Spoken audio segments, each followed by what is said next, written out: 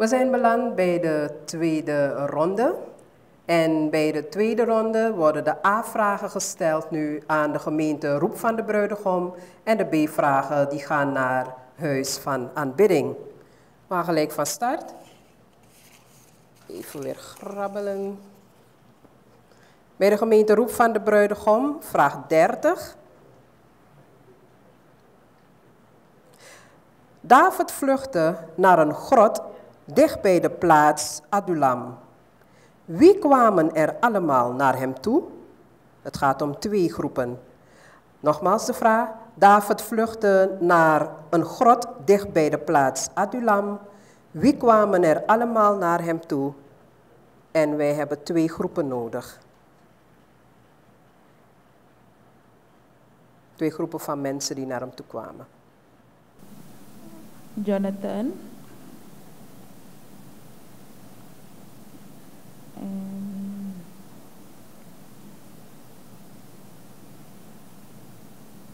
de knechten van Jonathan. Dat is niet correct. Iemand uit de groep misschien?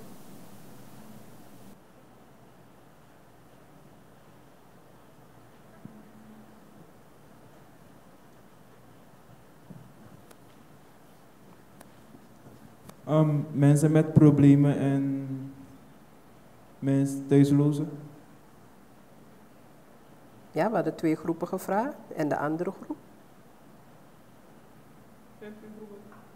Mensen met problemen en mensen die naar hulp zochten. Dat is die ene groep, ja? En wij zoeken nog naar een groep. De vraag wordt beantwoord door Marisol van Huis van Aanbidding.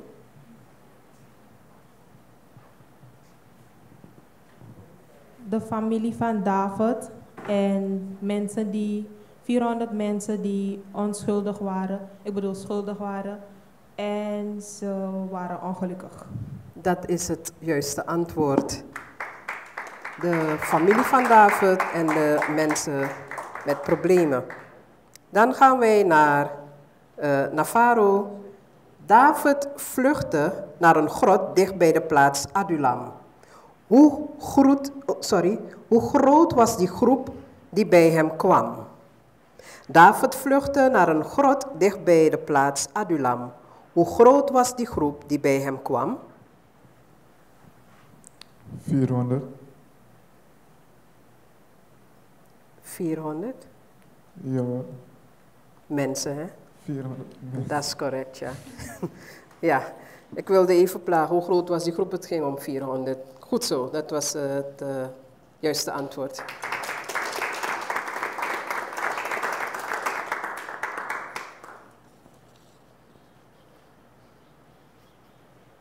Ruben. De heilige kist van de Heer, vraag 8. De heilige kist van de Heer is naar verschillende Filistijnse steden gestuurd. Benoem de steden. Noem de steden op. De heilige kist van de Heer is naar verschillende Filistijnse steden gestuurd. Benoem de steden. Eerst naar Asdod, daarna naar Gat, daarna naar Ekron.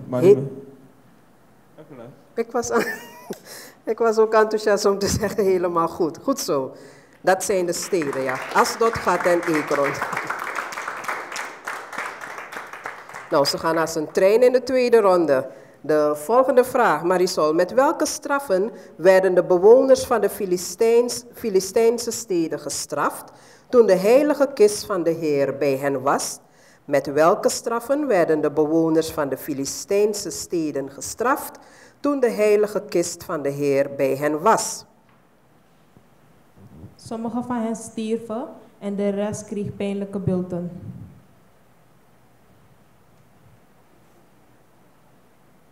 Je mag gewoon even verder praten. Ja, dus ze kregen pijnlijke bulten. En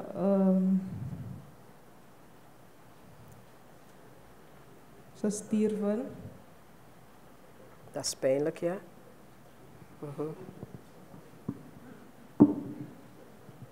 Ik hoor nog geen bel, dus je kan nog... Oh ja. Oké, dan de vraag is nog niet helemaal goed beantwoord. Pijnlijke beelden. Sommigen stierven in paniek. Verwarring. Dat is het juiste antwoord. Er was paniek in het kamp en sommigen stierven pijnlijke beelden.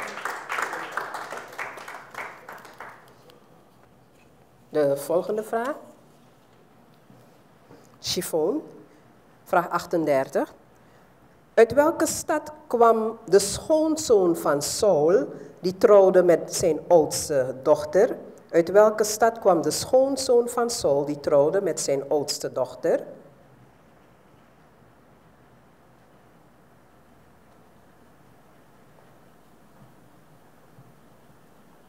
Uit Juda. Dat is niet correct. Je hebt nog een kans.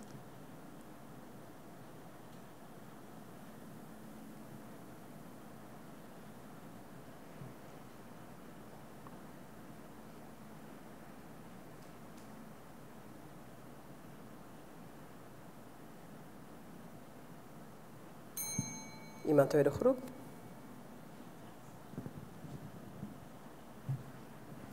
Uit Karmel. Karmel is niet het juiste antwoord, helaas. Iemand van de andere groep? De Faro? Mechola. Mechola is het juiste antwoord. Uit de stad Mechola. Darien. Uit welke stad kwam de schoonzoon van Saul die trouwde met de dochter die eerst met David getrouwd was? Uit welke stad kwam de schoonzoon van Saul die trouwde met de dochter die eerst met David getrouwd was?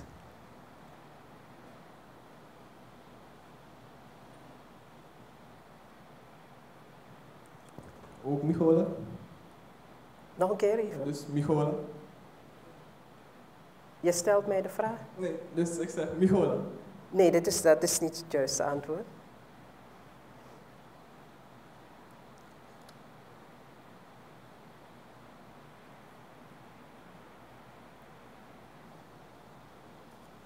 Even nog een kans. Eén van jullie. Galim. Galim is het juiste antwoord uit de stad Galim.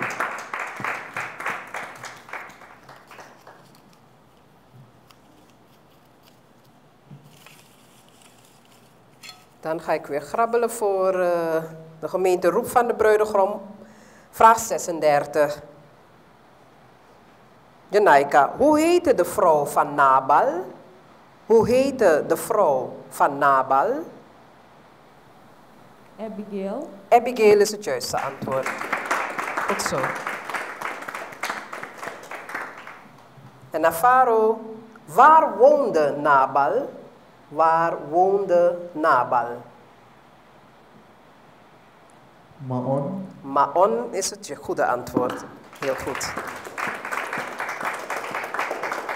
Ik hoop, kijkers en luisteraars, dat u ze kunt bijhouden, want het gaat heel snel met antwoorden in de tweede ronde. Ruben, jij bent aan de beurt en de vraag is, vraag 10. Hoe heette de opa van Saul? Hoe heette de opa van Saul?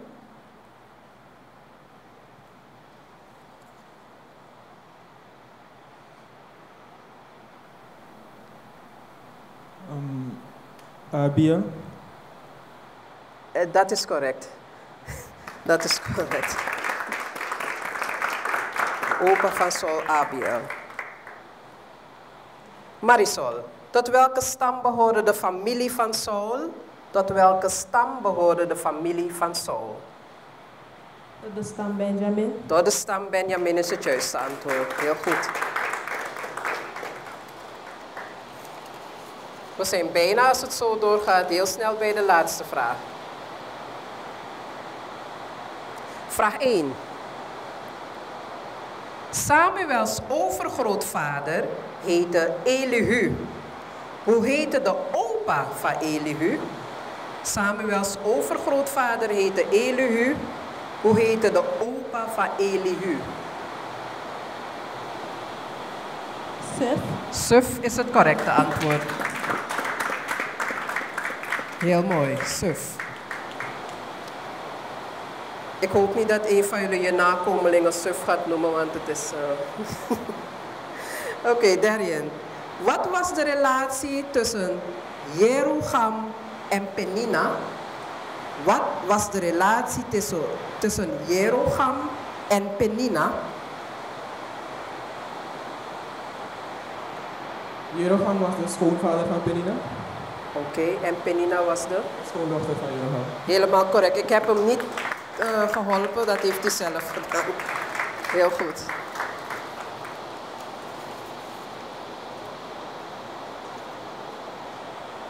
Zijn we bijna bij de laatste ronde? Oké. Janaika, vraag 39. David kreeg een tweede kans om Saul te vermoorden toen Saul aan het slapen was. Wie ging met David mee naar het kamp van Saul? David kreeg een tweede kans om Saul te vermoorden toen Saul aan het slapen was. Wie ging met David mee naar het kamp van Saul?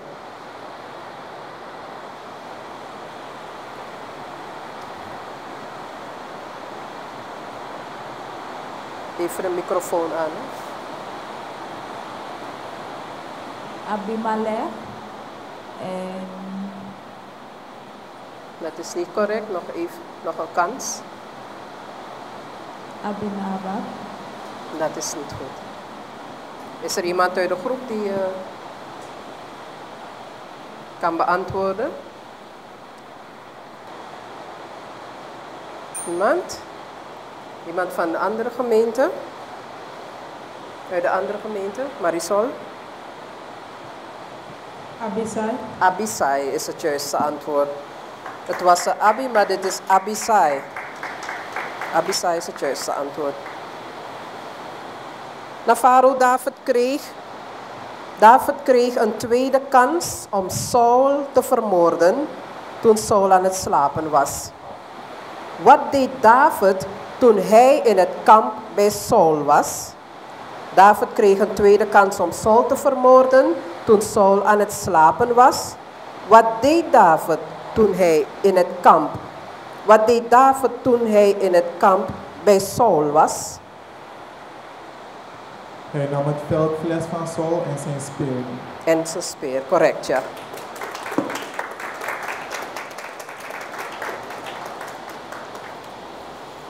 De volgende vraag is voor Ruben. Vraag 14. Ruben, in welke stad viel en versloeg Jonathan de Filistijnen de eerste keer aan? In welke stad viel en versloeg Jonathan de Filistijnen de eerste keer aan?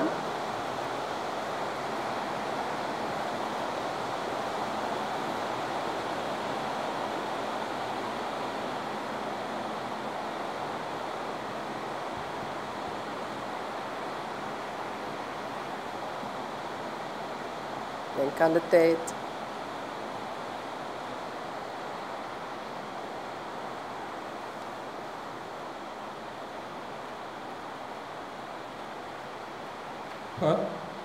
Gaat is niet correct. Ik zou bijna zeggen dat je nog een kans had voor iemand uit de groep. Wacht even. Hal? Gilgal is niet het juiste antwoord. Dan moet de vraag over naar de volgende groep. Geba. Nog een keer? Geba. Geba. Ja. Dat is niet correct. Dat is niet correct. Het is... Je zei Geba. Het is Gibea. Gibea. Hier zijn er geen punten bij.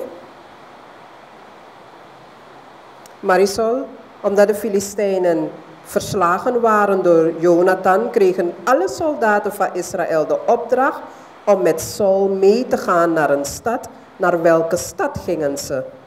Omdat de Filistijnen verslagen waren door Jonathan, kregen alle soldaten van Israël de opdracht om met Saul mee te gaan naar een stad. Naar welke stad gingen ze? Gilgal. Gilgal gingen ze, is het juiste antwoord. Naar Gilgal. Dan gaan wij naar de laatste vraag van deze ronde. Vraag 41. Chiffon. Tegen welke volken streed David toen hij woonde bij de Filistijnen? Tegen welke volken streed David toen hij woonde bij de Filistijnen? De Amalekieten. Ja, er zijn nog meer. Er zijn nog 2. De Amalekieten, de Amorieten en de Ezekieten. Dat is niet helemaal goed.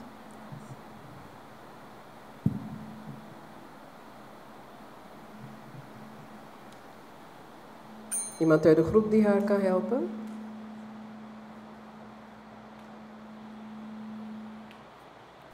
Ja? Tegen de Filistijnen. Nee, niet tegen de Filistijnen. Weet Darien het? De Gesurieten, de Geersieten en de Amalekieten. Dat is correct. Gesurieten, Gersieten en Amalekieten. Amalekieten. Darien, met welke gedachte vertrouwde Agis David? Met welke gedachte vertrouwde Agis David?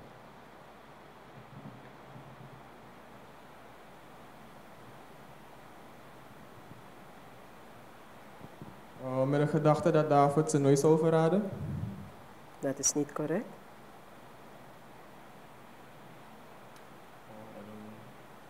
Als ik het goed heb, dan met de gedachte waarbij Achis het verhaal dan vertelde aan zijn legerleiders, waarbij hij zei dat David een weggelopen slaaf was of weggelopen persoon was die bij Saul werkte. En hij zei dat hij ze dan nog nooit zou verraden.